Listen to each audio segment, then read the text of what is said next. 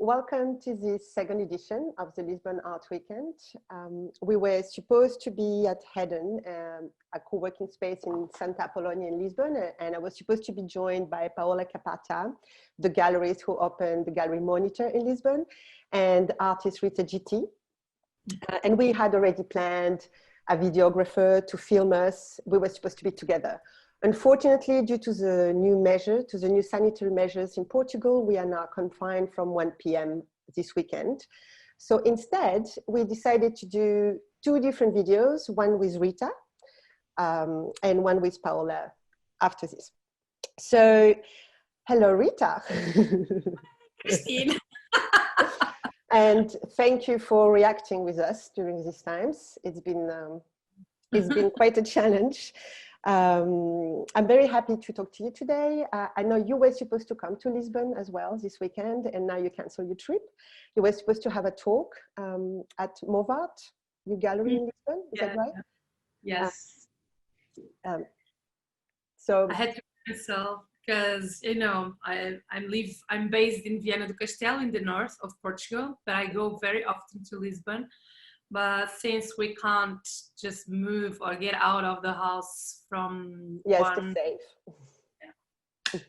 So to introduce you, you've been exhibiting works all over Portugal, in Lisbon, notably at the Museu do Chiado, but also abroad in Europe, in London, also in South Africa, in Nigeria, in Luanda. You were the commissioner for the Angolan Pavilion at the 56th Venice Biennial in 2015. You work in ceramics, performance, installations. And today I invited you to talk about your practice, but also about your experience of experiencing art online and offline. That's why the title was, if we, can we feel the paint dry online, which we can't, we know that, but how can we do it? Because we have new challenges. Also, we were very internationalized before that, but now we also have the COVID challenges. So we've been communicating this way for a while. Mm-hmm. I'm going to read your artist statement. Okay. Because my first question is going to be about it. So Rita GT is a critical and intervening artist who works with themes such as memory, identity, or the importance of human rights. She lived in many different countries, which enabled her to have a broader vision, valuing the historical point of view of many cultures. The colonial symbolism that is recurrent in her work defines her own identity and artistic language. The artist uses imagery, words, and performance, revealing a constant interrogation and experimentalism in both material and conceptual aspects. So my first question is this: besides highlighting an interest for human rights in your statement, I noted with interest that your bio remains quite abstract to which memories, countries, and colonial symbolism you refer to specifically, as if you didn't want to commit to a single point of view or region. Is that because you want your work to be universal? It's because it's too complex to put it in one sentence or one paragraph. But mainly, from this perspective of a white Portuguese woman living and working abroad, especially with the post-colonial countries. I lived in Brazil. I visit Cape Verde. I lived many years in Angola. So I always come with this body, right? As a Portuguese white woman, therefore privilege. So for me, it's very important to just open the space for this dialogue and for this kind of a tolerance and a space that it's more about what connects us than what it makes us apart. So, and also it's a very sensitive approach, right, in any field. So I try as much as I can to leave it open, because that's my position working in this perspective, right, as a post-colonial critical thinking, gender issues, racism issues. And because I'm a white person, I have to really be aware how sensitive it's just like to touch in these subjects. So as much open as I can, I want to be. The first time I met you was during ARCO Art Fair here in Lisbon. And it was an event. So as we know, the art world is punctuated by events, and they allow us to actually meet and discuss our works in a casual setting. And I know that since you have been doing several residencies internationally. So my question is this: how did you manage your engagements this year with the pandemic? You know, what was the influence and the consequences on your usual lifestyle, which is that maybe you do 1, 2 to 3 residencies a year? Yeah, it's quite a big impact because, you know, I'm pretty much addicted to travel, and I go often to many countries, especially in Africa. I have many friends in Nigeria, Angola, and I had many research and projects to do, but now we can't travel. I think it makes part of our work as an artist, I guess, to just like be ready to be constantly out of your comfort zone. So now, despite being at my place, in my home, I feel very much displaced or out of my comfort zone somehow, because I'm just like not, you know, like traveling much. But I just adapt. And this summer I had the chance and the privilege to have like an amazing residency in Alentejo. So that's always a chance with, you know, like with this challenge that we are living. And for me, it was like an amazing chance just like to rediscover somehow Portugal. And, you know, like I met many. Where was it and what was the name of it? Actually, it's like it's a place called Kukumbi. It's a hotel, a rural hotel, small hotel. But they have like an amazing ceramic studio. They are my good friends from Angola. They are Luso-Angolans. So there was this chance like, why don't you come and work with a studio, ceramic studio, activate the space? So I had like such a great time. I even forgot about this COVID situation. How long did you stay there? I stayed 3 months. And was it like in the middle of nowhere and a little magical like Alentejo is, or like what was the setting? Yeah, exactly like that. This is like a huge farm. They have animals like a lot of donkeys and sheep. They have like a bio garden. So I was eating super well. They have like this lake and it's like miles and miles to walk. So it was very healthy. It sounds ideal. Yeah. We're all jealous now. No, I don't want no, it's good, it's good. And so how did you keep your other plans with your friends and your art connections in Africa? Did you Zoom a lot also? Did you like WhatsApp? What did you do?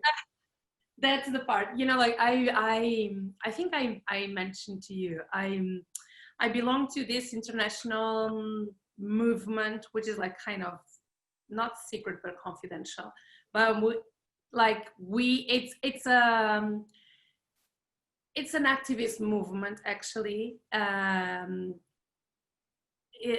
It's like oh, sorry, no, I'm just I don't know how to put it in words. Anyway. This is going to be a public talk, by the way, so you can talk about secret societies, but you can also, you can brush over it.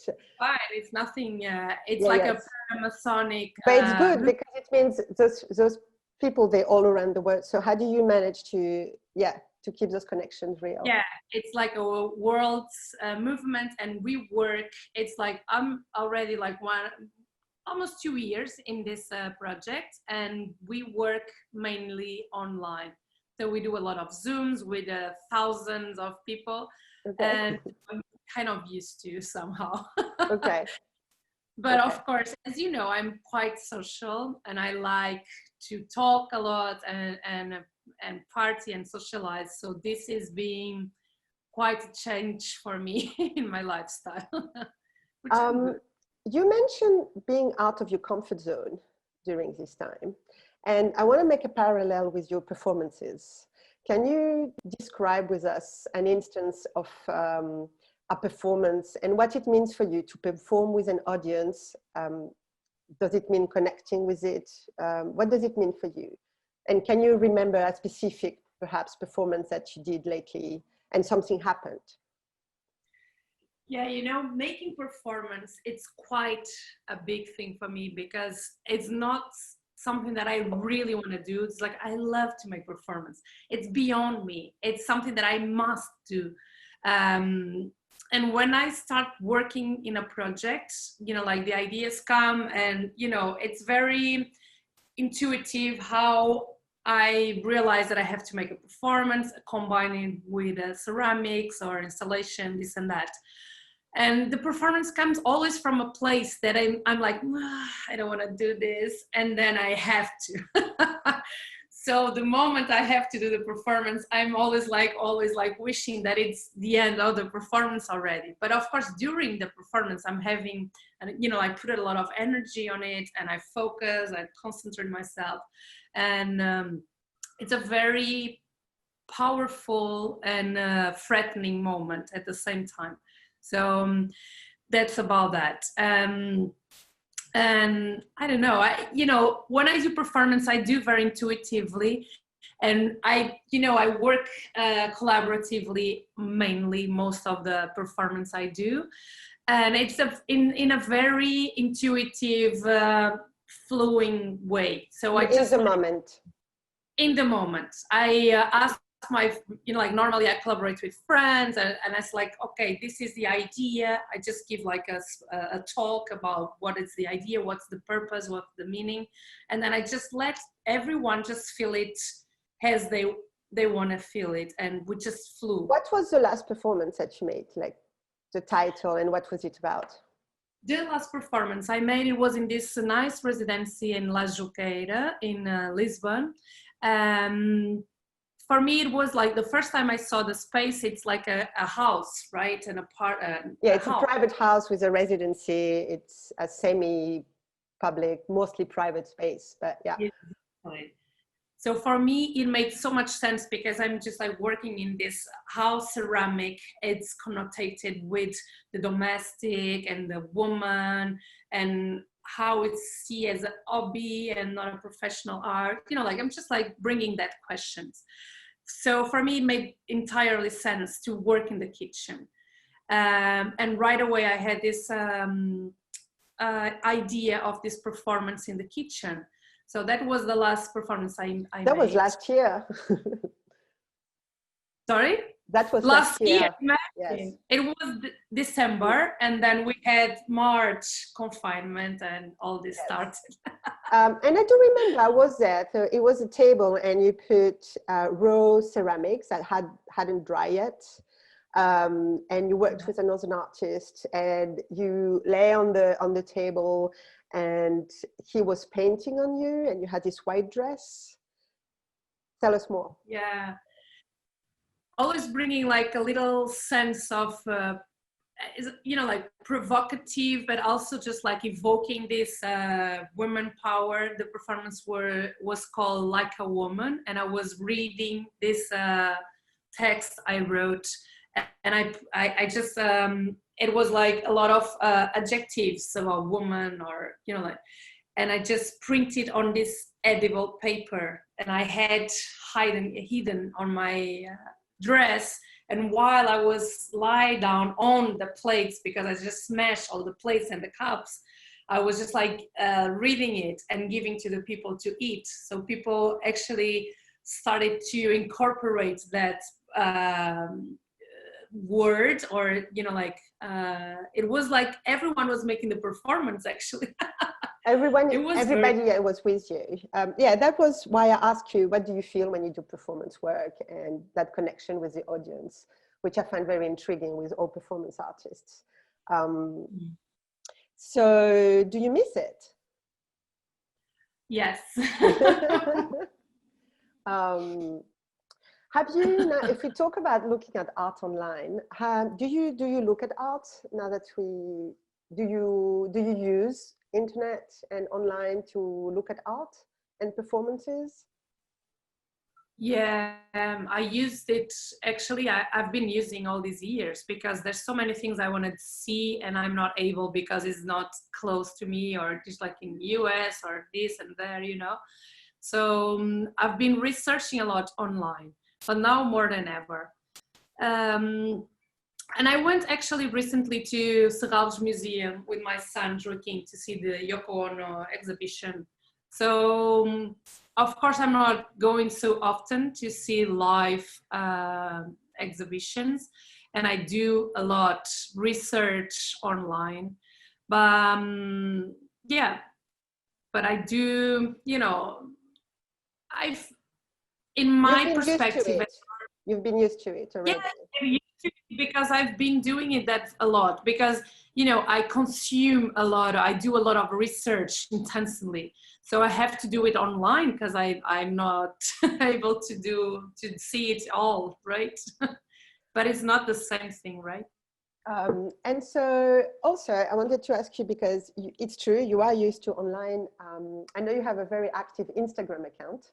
So what does it do for you? Like, what do you use it for? Is it part of your practice? Is it something on the side? You know, and how did you come up with that every day is a studio day that you always kind of repeat on your Instagram? You know, I started this in a very informal way, because since I have friends spread all over the world and they all want to chat and say, how are you? So I started like, okay, let me just like tell to everyone how I'm feeling. And, you know, I'm communicative. I actually study in fine arts school, communication design. So I love to communicate and I love to work on the communication, you know, like developing my ways of communicate. You know, social media become a very interesting tool how to communicate, you know. But, you know, I do it very intuitive, and I actually do what I'm feeling. My moods is that. Yeah, so you do, I mean, I know you do, like, you dance sometimes you just like do loops showing your works. You know, I study classic ballet for many years. So dance is a very important place in my life.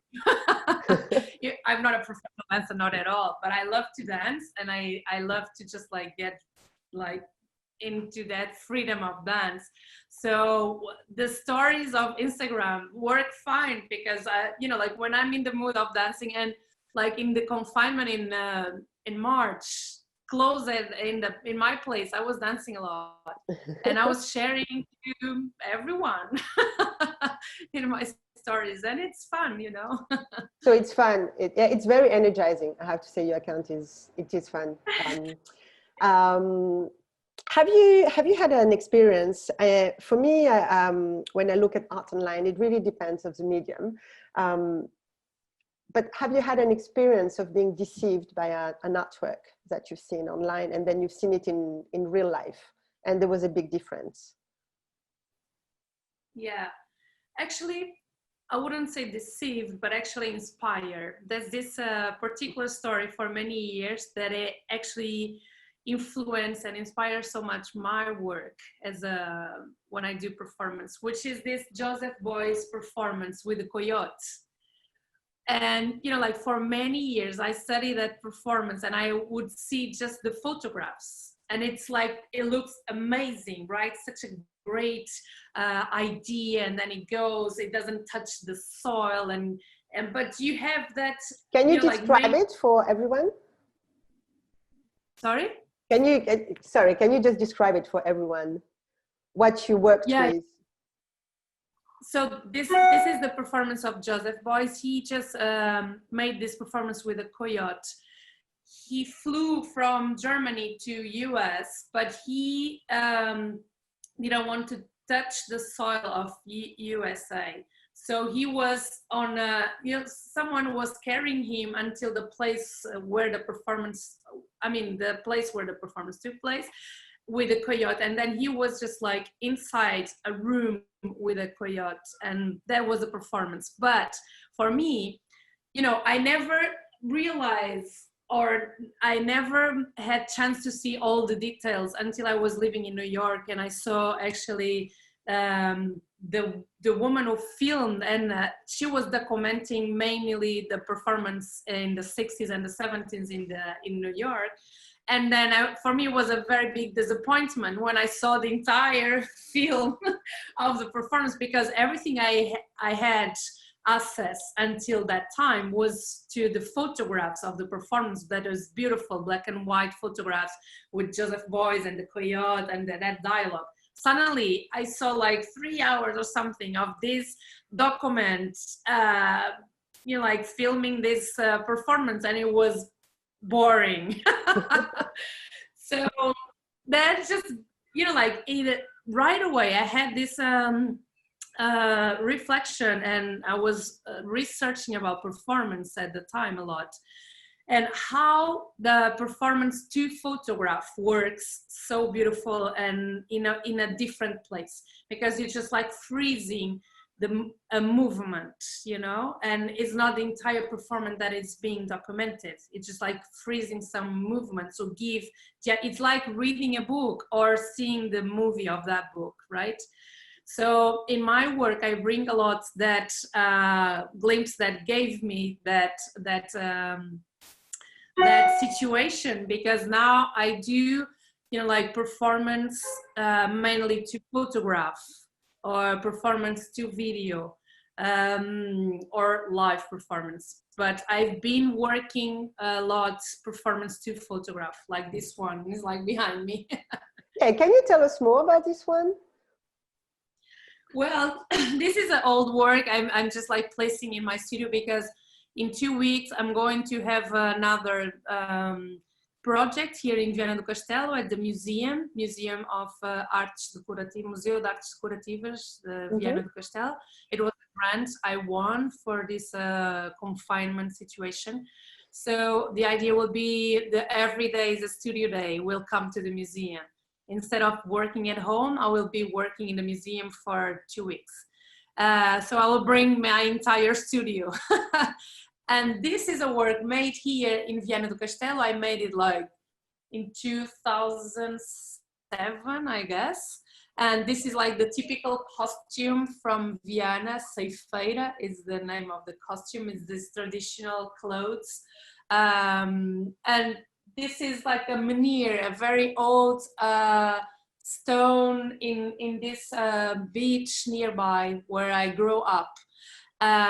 So I did this series of performance in the beach and in this menhir. And at this time, I was going to Timor, East Timor.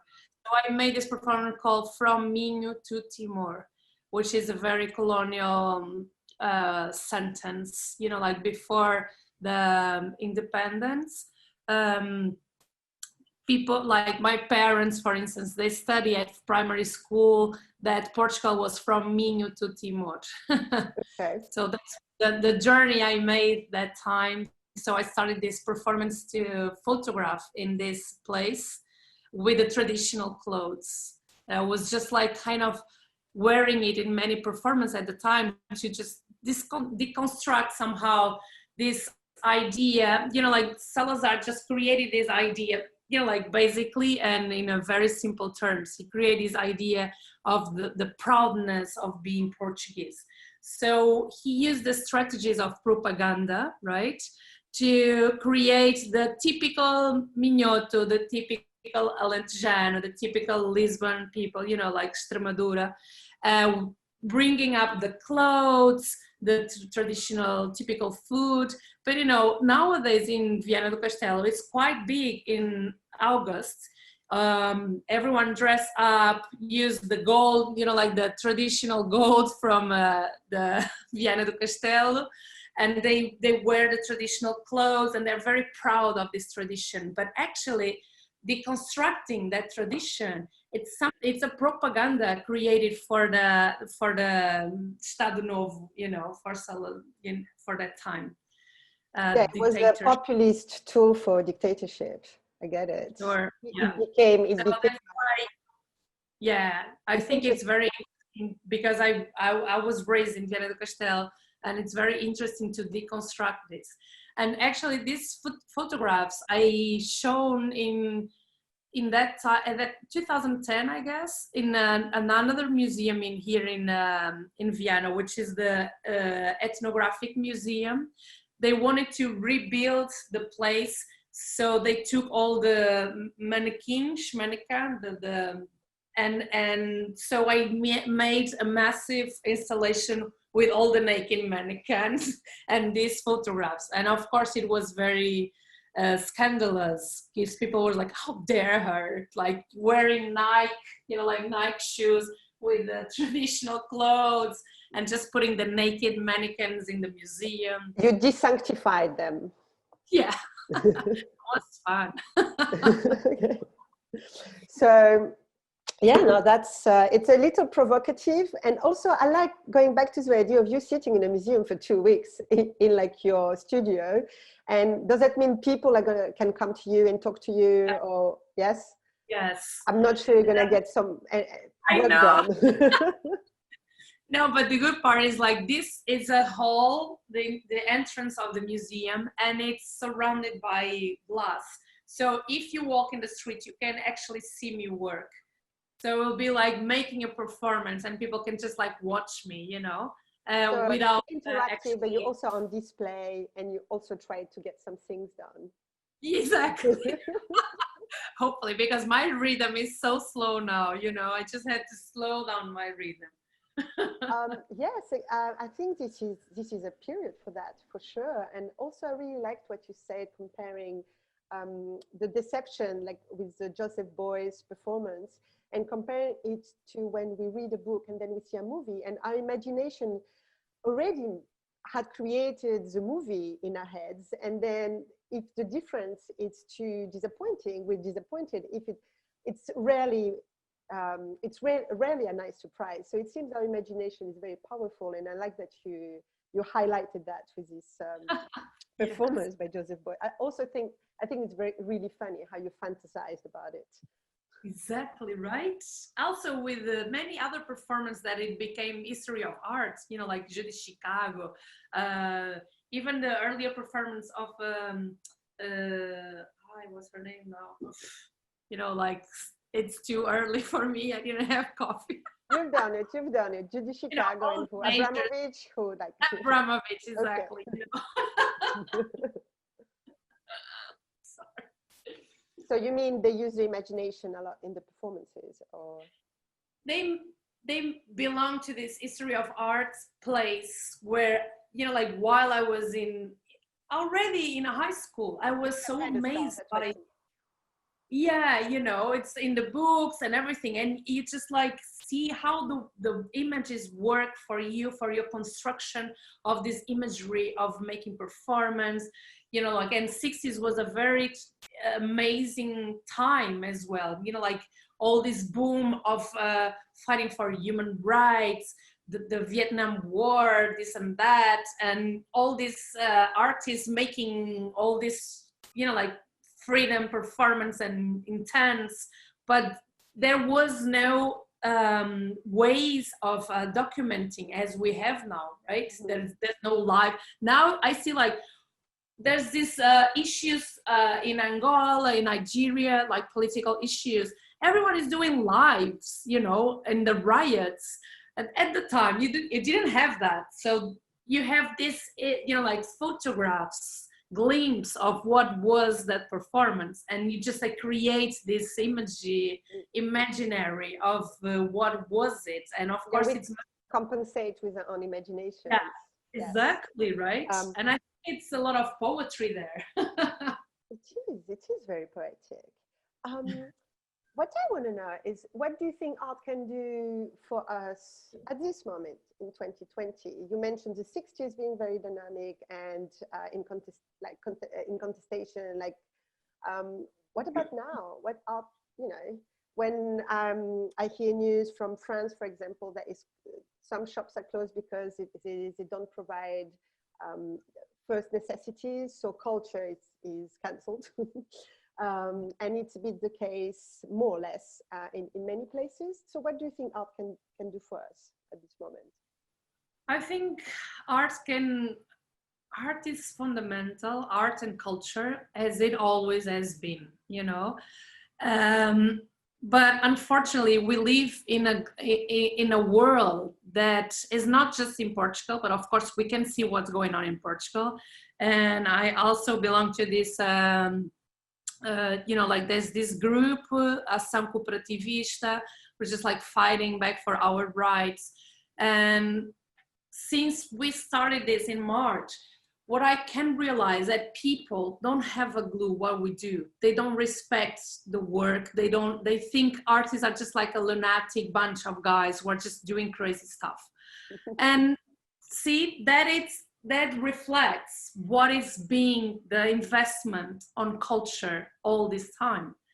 Because people are not getting that all we do, it like our work is such fundamental and crucial for the developing of our state of mind, our human values, and everything that makes us existing, right? Because we question the paradigms, we bring all that it's fundamental to live, you know. You mentioned earlier construction of identity by creating discussions around it, maybe provoking it a little bit, what you did with the mannequin installation, but just bringing it forth. Yes, that's very interesting. Thank you very much. I think we can end up, we can conclude with you telling us more about the show that you're going to open at Movart in Lisbon, I think in March, because you were supposed to come this weekend to talk with me and to have another talk at the gallery as well.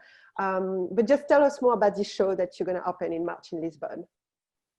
Okay, so I'm very enthusiastic about this opening of Movart in Lisbon. You know, Movart is my gallery for many years in Angola. It was based mainly in Angola. My last show in Angola was with Movart and it was amazing. The school next door. I had so much, you know, like good critics about it and a lot of fun. And we did a lot of, you know, like it was a very interesting project, a collaborative project mainly. Opening in Lisbon, it's great. And the space is quite unique. It's not like a white cube gallery. I'm very enthusiastic. It's a building, right? It's a building from an architect. I can't remember now. You know, like my memory is kind of. But it's a very bourgeois-looking building in the center of Lisbon. So it offers contradiction opportunities. Exactly. That's what I like. You know, like mainly diaspora artists are represented by Movart, and then in that fancy building, you know, like that dialogue created there. It's very interesting. So yeah, on the 13th of March, I'm opening a solo show there, and it comes the week after. I'm doing this major project with the Yorkshire Sculpture Park. It will be on the 8th of March, the International Women's Day. And I'm doing like this massive performance from Viana do Castelo to the world. We'll be streaming. Since I can't go there, I'm just like actioning the plan B of all these projects. But I think March will be a very powerful month with new works coming up. Oh, I like looking forward to something. I hope we can see each other live, you know, because I miss you. Oh, well, thank you so much for being game today and for doing this and for doing it in English, which again, I like to repeat that we're doing this in English because Lisbon Art Weekend is part of the network of Art Weekend across Europe, and we're trying to open the Portuguese art scene to our partners and to other people. So Thank you so much. Obrigada. Yes, I'm looking forward to seeing you and to see that show at Movat and to keep in touch, to follow what you're doing. Thank you so much. Merci. Bye bye. Muito Ciao. obrigada. Obrigada a todos.